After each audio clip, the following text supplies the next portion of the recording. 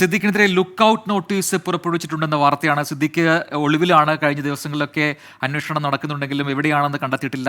സംസ്ഥാനം കടന്നു പോയിട്ടുണ്ട്, കർണാടകയിലേക്ക് കടന്നു നോക്കിയുള്ള വിവരങ്ങൾ നേരത്തെ പുറത്തു വന്നിരുന്നു. അപ്പോൾ ആ രീതിയിലാണ് ഇപ്പോൾ ഈ ലുക്ക് ഔട്ട് നോട്ടീസ് പുറപ്പെടുവിച്ചിരിക്കുന്നത്. എല്ലാ സംസ്ഥാന പോലീസ് മേധാവികൾക്കും നോട്ടീസ് അയച്ചു നൽകിയിട്ടുണ്ട്. കേരളത്തിലെ എല്ലാ ജില്ലാ പോലീസ് മേധാവികൾക്കും നോട്ടീസ് നൽകിയിട്ടുണ്ട് അല്ലേ?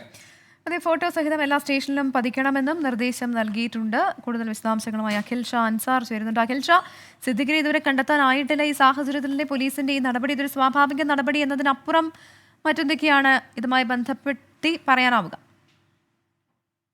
പ്രവിത, നമുക്കറിയുന്നത് പോലെ തന്നെ കഴിഞ്ഞ ദിവസം മുതൽ ഈ സിദ്ദീഖിനായുള്ള അന്വേഷണം, സിദ്ദീഖിനെ കണ്ടെത്താനായിട്ടുള്ള പല നടപടികളും പോലീസ് സ്വീകരിച്ചു വരികയാണ്. പക്ഷേ ഇതുവരെ സിദ്ദീഖിനെ ഏതെങ്കിലും തരത്തിൽ ട്രേസ് ചെയ്യാൻ പോലീസിന് സാധിച്ചിട്ടില്ല. ഇന്നാണ് സുപ്രീം കോടതി ഇതുമായി ബന്ധപ്പെട്ട് സിദ്ദീഖ് സമീപിക്കുകയും ചെയ്തിരുന്നത്. അതായത് ഈ അന്വേഷണവുമായി പൂർണ്ണമായി സഹകരിക്കാമെന്നുള്ള കാര്യമൊക്കെ സുപ്രീം കോടതിയെയും അറിയിച്ചിരുന്നു. എന്തായാലും കൂടുതൽ വിശദമായ ഒരു അന്വേഷണത്തിന് ഒരു തെരച്ചിലിന് പോലീസ് ഒരുങ്ങുകയാണ്. അതിന്റെ ഭാഗമായാണ് വീണ്ടും ഒരു ലുക്കൌട്ട് നോട്ടീസ് കൂടി സിദ്ദീഖിനെതിരെ പോലീസ് ഇപ്പോൾ പുറത്തിറക്കിയിരിക്കുന്നത്. എല്ലാ സംസ്ഥാന പോലീസ് മേധാവിമാർക്കും ഈ നോട്ടീസ് നിലവിൽ അയച്ചിട്ടുണ്ട്. ഒപ്പം ഈ ജില്ലാ പോലീസ് മേധാവികൾക്കും നോട്ടീസ് അയച്ചിട്ടുണ്ട്. മുഴുവൻ പോലീസ് സ്റ്റേഷനുകളിലും ഈ ലുക്കൌട്ട് നോട്ടീസ് പതിപ്പിക്കണമെന്നുള്ള നിർദ്ദേശവും നൽകിയിട്ടുണ്ട്. എന്തായാലും ഈ നിലവിൽ പോലീസിന് ലഭിക്കുന്ന സൂചനകൾ പ്രകാരം സിദ്ദീഖ് സംസ്ഥാനത്തിന് പുറത്തേക്ക് പോയിട്ടുണ്ടെന്നുള്ള സൂചന പോലീസിന് ഈ അന്വേഷണ സംഘത്തിന് ലഭിക്കുന്നുണ്ട്. അതിന്റെ കൂടി അടിസ്ഥാനത്തിലാണ് കുറച്ചുകൂടി വിപുലമായ നടപടികളിലേക്ക് പോലീസ് കടക്കുന്നത്. എന്തായാലും മുഴുവൻ പോലീസ് മേധാവികൾക്കും ഈ ലുക്കൌട്ട് നോട്ടീസ് അയച്ചിട്ടുണ്ട്. ഒപ്പം മുഴുവൻ പോലീസ് സ്റ്റേഷനുകളിലും ഇത് പതിപ്പിക്കാനുള്ള നിർദ്ദേശവും നിലവിൽ നൽകിയിട്ടുണ്ട്.